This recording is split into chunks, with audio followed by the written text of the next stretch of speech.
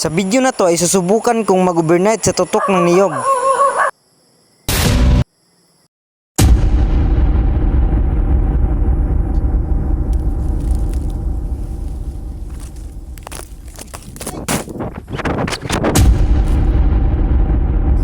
So ito na mga boss, sobrang dilim na.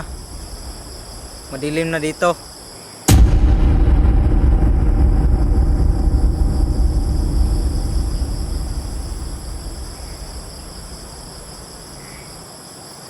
Grabe. Hindi ko to inasahan. Muntik nang mahulog yung cellphone ko. Grabe. Nahulog yung cellphone ko. Akala ko na masisira. Grabe talaga. Nahulog palang